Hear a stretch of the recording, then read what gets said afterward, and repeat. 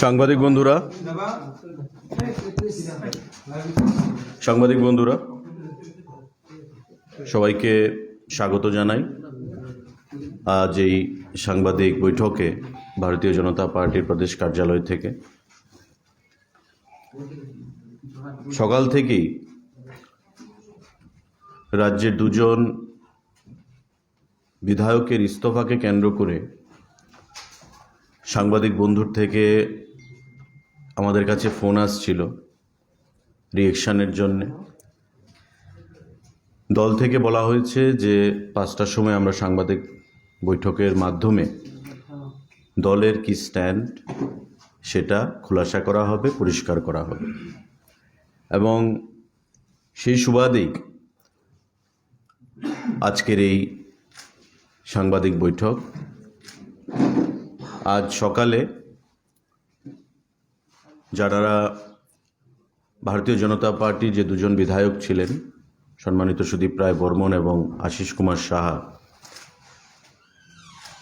আপনারা জানেন যে বিধানসভার স্পিকারের কাছে ওনারা পদত্যাগপত্র পেশ করেছেন এবং আগামী দিনে তাদের রাজনৈতিক রূপরেখা কী হবে চলার পথে সেটাও অলমোস্ট খোলাসা করেছেন। এবং দীর্ঘ অনেক দিন ধরেই রাজ্যের বিভিন্ন সংবাদপত্রের বন্ধুরা বিভিন্ন সংবাদপত্রে একটা কল্পনা যে কী হতে পারে তাদের স্ট্যান্ড, সেটা নিয়ে বিস্তারিতভাবে আপনারা আপনাদের সংবাদপত্রের মাধ্যমে প্রকাশ করেছেন, আপনাদের অভিমত ব্যক্ত করেছেন। এবং আজকে সেই জিনিসটাই আমরা দেখলাম যে এই দুজন বিধায়ক স্পিকারের কাছে তাদের যে রেজিগনেশন বিধায়ক পদ থেকে সেটা সাবমিট করেছেন। তো একটা জিনিস পরিষ্কার যে জল্পনা কল্পনার অবসান হয়েছে এবং ওনারা বলেছেন যে ওনারা দিল্লি যাচ্ছেন, দিল্লি থেকে ফিরে এসে নেক্সট কোর্স অফ অ্যাকশন ঠিক করবেন, আপনাদেরকে জানিয়ে দেবেন।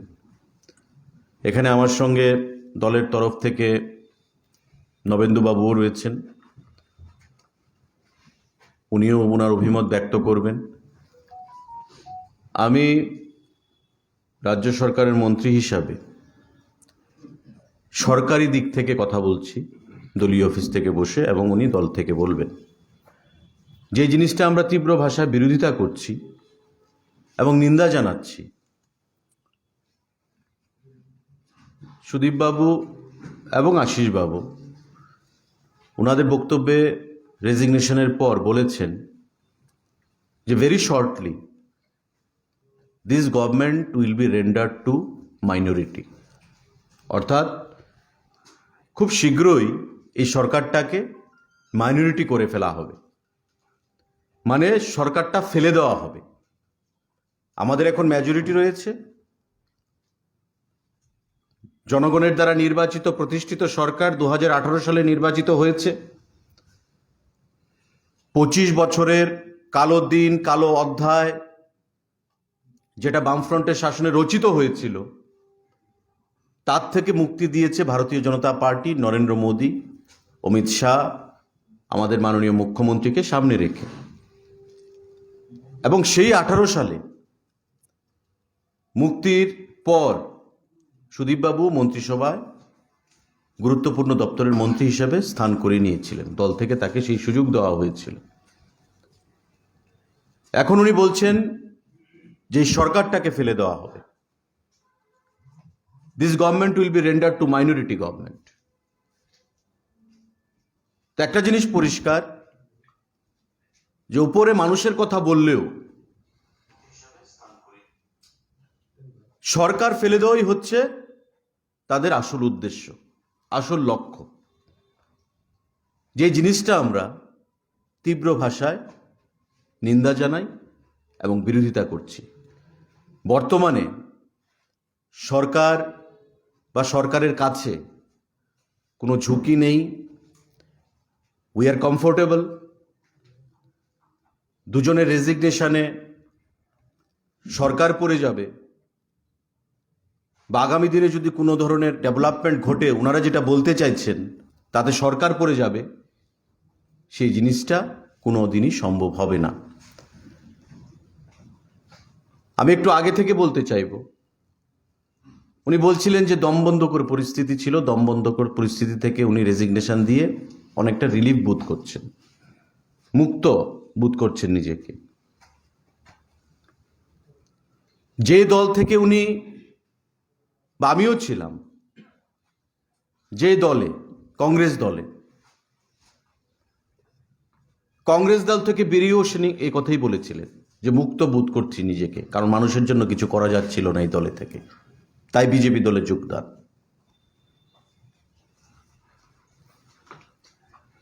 দিল্লিতে দোস্তি কংগ্রেস এবং সিপিআইএম, সারা দেশে দোস্তি, পশ্চিমবাংলায় দোস্তি, বিধানসভা নির্বাচনে জোট বেঁধে লড়াই, মণিপুরে কংগ্রেস কমিউনিস্ট জোট বেঁধে লড়াই, আমাদের রাজ্যে কুস্তি।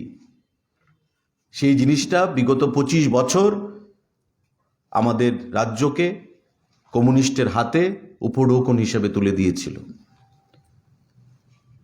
সেখান থেকে বেরিয়ে এসে যে জিনিসটা কংগ্রেস বিগত 25 বছরে করতে পারেনি, বিরোধী দলে থেকে আমরা করতে পারছিলাম না, সেখান থেকে বিজেপি আমাদেরকে মুক্ত করেছে। সেদিন যখন কংগ্রেস থেকে ওনারা বেরিয়ে গেলেন, আমরা সহ, তখন কংগ্রেসটা খারাপ ছিল। কংগ্রেস দিয়ে ত্রিপুরার মানুষের কল্যাণ সম্ভব হবে না।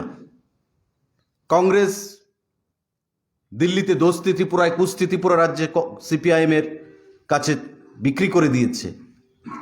আজকে ওনার কাছে কংগ্রেসটা ভালো হয়ে গেল, কারণ উনি বলছেন যে বিজেপিতে দমবন্ধকর পরিস্থিতি হয়ে গেছে, রাজ্যে গণতন্ত্র নেই।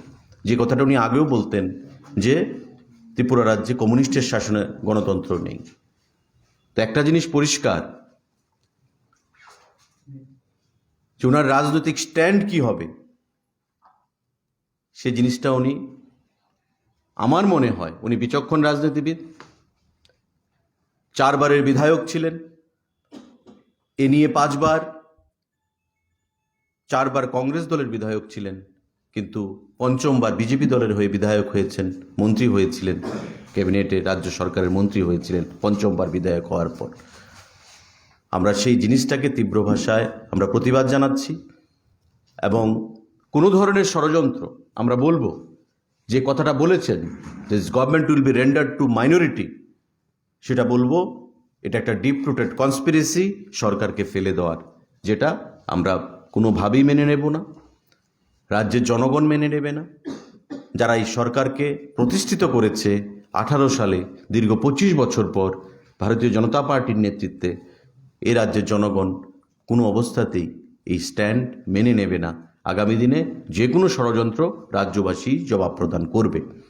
ওনার ব্যক্তিগতভাবে যদি দলে থাকতে পছন্দ, উনি স্বাচ্ছন্দ্য বোধ না করেন, কমফোর্টেবল ফিল না করেন, সেটা আলাদা জিনিস, কিন্তু কোনো অবস্থাতেই আমাদের যারা বিধায়ক নির্বাচিত হয়েছে, আমাদের ভুলে রাজ্যের জনগণকে খেসারত দিতে হবে, সেই জিনিসটা যেন কোনো অবস্থাতেই ফিরে না আসে, আমি রাজ্যের জনগণের কাছে সেটা আহ্বান জানাবো।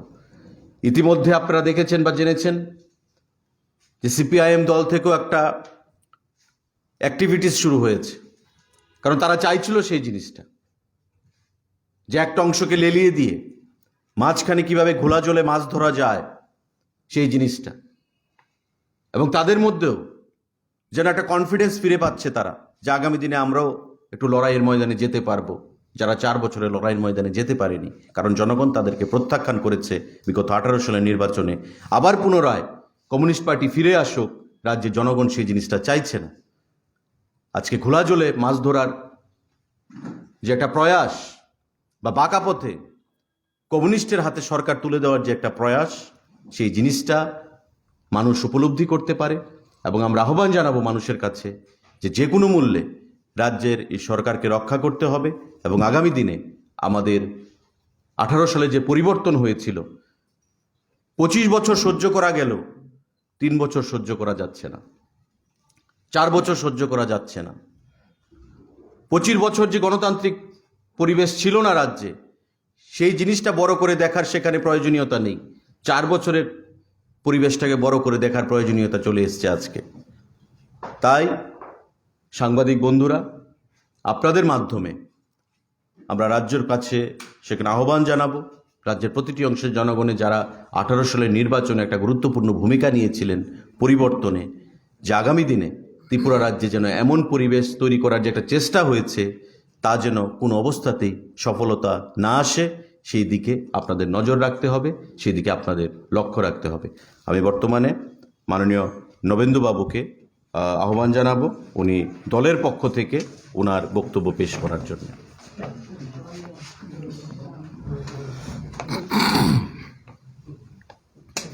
নমস্কার সাংবাদিক বন্ধুরা, আমার মনে আছে ইতিপূর্বে আপনারা বিভিন্ন সময় আমাকে প্রশ্ন করেছিলেন সাংবাদিক সম্মেলনে এই সমস্ত চিঠিপত্র দেওয়া নিয়ে। তখন আমি পার্টির অবস্থানটা স্পষ্ট করেছিলাম, তখনও বলেছিলাম তারা যদি যেতে চান, পুনরায় নির্বাচনে যেতে চান, যেতে পারেন, তাহলে বোঝা যাবে মানুষ কাদের সঙ্গে আছে। এরপর থেকে বিভিন্ন সময়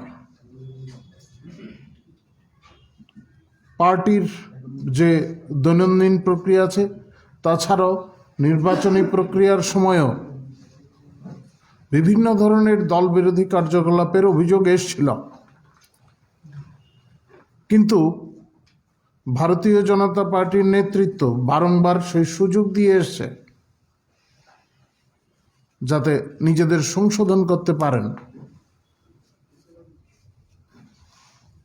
লোকসভার নির্বাচন আপনারা সবাই জানেন অবস্থানটা কি ছিল, সাংবাদিকরা জানেন, পাশাপাশি এই রাজ্যের মানুষও জানেন। তার পরবর্তী সময় অন্যান্য নির্বাচনগুলিতেও এবং সর্বশেষ নগরস্তরীয় যে নির্বাচন, সেখানে তাদের ভূমিকা কি ছিল সেগুলো আপনারাও জানেন, রাজ্যের মানুষ জানেন। এত সবের পরেও আমাদের পার্টির নেতৃত্ব তাদের সুযোগ দিয়েছেন বারংবার, কিন্তু তারা সেই সুযোগ নিতে চাননি এবং সর্বশেষে তারা সিদ্ধান্তটা নিলেন। এখন আমাদের মন্ত্রীমশাই বললেন আপনাদের বিস্তারিত, আমরা এই রাজ্যের মানুষের সঙ্গে আছি, এই মানুষের স্বার্থেই আমরা কাজ করব, কোনো ব্যক্তি বিশেষের স্বার্থে নয়। অনেকেই মনে করেন বা অনেকেই অনেক জায়গায় বলেছেন তাদের জন্য বাম জামানাটাই ভালো ছিল, অনেক ধরনের সুযোগ সুবিধা পাওয়া যেত, কিন্তু ভারতীয় জনতা পার্টি আর সরকার আসার পর এই সুযোগ সুবিধা থেকে তারা বঞ্চিত। স্বাভাবিক, তাদের তো সমস্যা হবেই।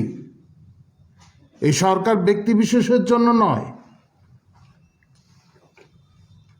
রাজ্যের প্রত্যেকটি মানুষের জন্য এই সরকার, এবং মানুষের ভোটে এই সরকার প্রতিষ্ঠিত হয়েছে। আপনারা জানেন আমাদের মাননীয় মুখ্যমন্ত্রী বিপ্লব কুমার দেব প্রকাশ্য সভায় কথাটা বলেছেন, রাজ্যের মানুষ এই সরকারকে প্রতিষ্ঠিত করেছে এবং মানুষের কাছে এই সরকার দায়বদ্ধ। পার্টিও তাই মনে করে।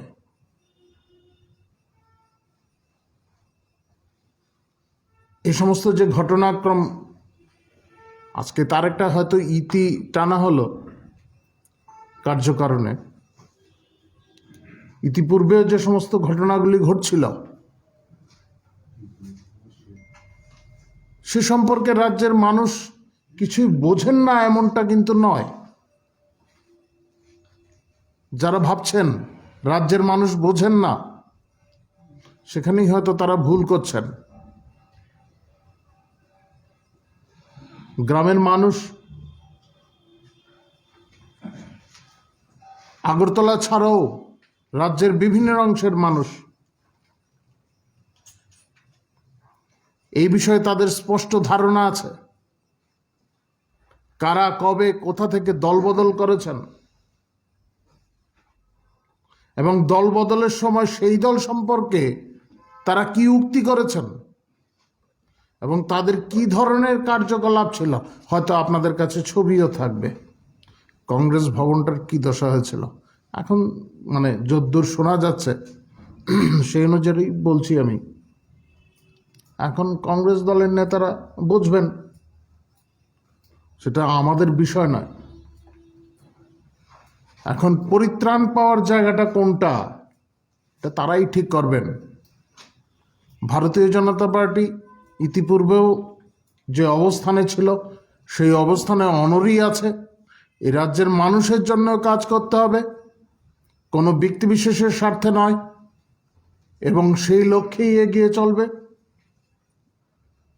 আমাদের মাননীয় মুখ্যমন্ত্রী বিপ্লব কুমার দেবের নেতৃত্বে এই রাজ্যে এক নতুন যুগের সৃষ্টি হয়েছে। মানিকবাবু আজকে দেখলাম বিভিন্ন টিভি চ্যানেলে বলছেন মাঠে নামতে হবে, এই করতে হবে, সেই করতে হবে, এই কথাগুলি বলছিলেন।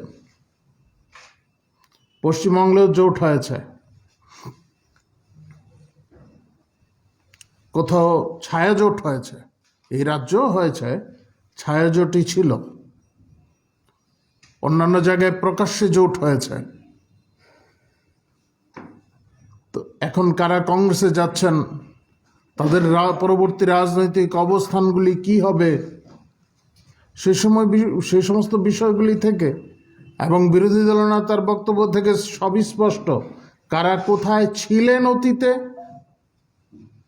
বর্তমানে কেন অস্বস্তিতে আছেন এবং ভবিষ্যতে তাদের গন্তব্যস্থল কি হবে। যাই হোক, আমরা পূর্বের মতোই মানুষের স্বার্থেই কাজ করব। আমি বারংবার এই কথাটাই বলে যাচ্ছি। পার্টির তরফে আমরা সেবা কাজ করি, সেবাই সংগঠন আমরা মনে করি, আর সরকারও সেই দর্শনকে ভিত্তি করেই, অন্তর্দয়ের দর্শনকে ভিত্তি করেই সরকার পরিচালনা করছে এবং করে যাবে। এবং রাজ্যের মানুষ এই সরকারের পাশে রয়েছেন, আগামী দিনেও থাকবেন। আপনাদের তরফ থেকে কোনো বিষয় যদি জিজ্ঞাসা থাকে আপনারা জিজ্ঞাসা করতে পারেন। সুশান্ত বাবুর কাছে সরাসরি প্রশ্ন, আজকের এই সাংবাদিক সম্মেলনের জন্য কি আপনি প্রত্যাশিত বা প্রত্যাশা মতো আজকে বসেছেন যে এমন একটি সাংবাদিক সম্মেলনে আপনাকে বসতে হবে? প্রথম প্রশ্ন। দ্বিতীয়, দুজনের উদ্দেশ্যে প্রশ্ন, তারা দুজনের এই ইস্তফা দেওয়ার বিষয়টি বিজেপির দলে প্রভাব পড়বে কি? আপনার প্রথম প্রশ্ন, সেটা আমি কোনো উত্তর দিতে চাইবো না, কারণ it's not a political question. প্রত্যাশিত অপ্রত্যাশিত বলতে কিছু নেই। আমি দল করি, দল যখন যা দায়িত্ব দেবে, ডিউটি দেবে, সে দায়িত্ব ডিউটি আমরা পালন করব, নাম্বার ওয়ান। নাম্বার টু, দলে প্রভাব পড়বে কি না, আমি আমার আলোচনার শুরুতেই আমি বলেছি যে যেটা বলেছেন যে this government will be rendered two minority. এই যে প্রচেষ্টা, এই প্রচেষ্টা কখনোই বাস্তবে রূপ নেবে না। We are comfortable. We have got comfortable majority. Our Chief Minister enjoys the popularity or enjoys the support from most of the or all the MLAs, or member of Legislative Assembly. তো এই যে attempt, প্রচেষ্টা, সেই প্রচেষ্টা কখনোই সফল হবে না, এটা আমার দৃঢ় বিশ্বাস। সুতরাং আমি আশা করব যে আপনার নিশ্চয়ই দুটো উত্তর আপনি পেয়ে গেছেন। সাংবিধানিক কিংবা সাংগঠনিক কোনো ধরনের সংকট সৃষ্টি করার চেষ্টাও সফল হবে না। আপনাদের বিষয়টা স্পষ্ট করে দিলাম যে সাংবিধানিক কিংবা সাংগঠনিক কোনো চেষ্টা কারোর তরফ থেকে হলো সেই চেষ্টা সফল হবে না। আজকের পর শহরে একটা চর্চা শুরু হয়েছে রাজনৈতিক মহলে, বিশেষ করে নির্বাচনে গিয়ে আসা সম্ভাবনা। এই বিষয়ে আপনার কি প্রতিক্রিয়া বা আপনাদের কি বক্তব্য? Too early. আমাদের আরো 1 বছর যেতে হবে, অনেক কাজ করার বাকি রয়েছে। না না, সেটা এখনো আলোচনা স্থান পায়নি, পাবারও বিষয় নয়, কারণ আমাদের নির্বাচন 2023 সালের ফেব্রুয়ারি মাসের ডিউ। আজকে 1 ফেব্রুয়ারি মাস 2022, দ্যাট মিনস আমাদের আরো 1 বছর সময় রয়েছে। আর কিন্তু অধ্যক্ষ যখন প্রশ্ন করা হয়েছে, অধ্যক্ষ তো এইভাবে জবাব দেয়নি। উনি বলেছেন সেটা নির্বাচন কমিশন চিন্তা করবে। নিশ্চয়ই নির্বাচন কমিশন চিন্তা করবে। অধ্যক্ষের ভাষা আমাদের পার্টি অফিসে বলে আমরা যে সাংবাদিক বৈঠক করছি, সেটা আমার মনে হয় যদি আপনারা ক্লাব করেন তবে এটা ভুল হবে। অধ্যক্ষ সেখানে স্পিকার হিসেবে সাংবিধানিক পদে বসে ত্রিপুরা লেজিসলেটিভ অ্যাসেম্বলির কাছে ওরা রেজিগনেশন দিয়েছে, তো স্বাভাবিকভাবেই সেই দৃষ্টিতে উনি কথা বলেছেন। আর নির্বাচন কখন হবে না হবে, রাজ্য সরকারের থেকে আপনি জানেন নির্বাচন করতে গেলে বিধানসভাকে ডিসলভ করতে হবে, তারপর প্রস্তাব পাঠাতে হবে ইলেকশন কমিশন অফ ইন্ডিয়ার কাছে। এখনো সেই পরিবেশ আসেনি ত্রিপুরা রাজ্যে, আমাদের আরো কাজের মধ্যে রয়েছি। আমাদের মাননীয় মুখ্যমন্ত্রী প্রায় সময় বলেন, বা আমরাও বলি, যে আমাদের যে প্রতিশ্রুতিগুলো সেগুলো আমরা পূরণ করে, আমাদের সামনে বাজেট রয়েছে, তার মধ্যেও সেটা প্রতিফলিত হবে। আমরা কাজ করব, সঠিক সময়ে সঠিক সিদ্ধান্ত নেওয়া হবে। আপনার কথায় সঠিক সময় নির্বাচন হবে, সঠিক সময়ে হবে। 2023 সালে এমন কোনো থ্রেট পরিবেশ তৈরি হয়নি এখন পর্যন্ত যে নির্বাচন এগিয়ে আনতে হবে। মানে আপনি তো আমি নিজে তো বললেন যে 2023 সালে নির্বাচন হওয়ার কোনো সম্ভাবনাই নেই। না না, এখন পর্যন্ত বলছি, নোবডি হ্যাজ সিন টুমরো। কালকে কি হবে আপনি কি করে বলবেন? Anything, anybody? চলো, থ্যাংক ইউ। স্যার আমরা একটু নেক্সট হিন্দি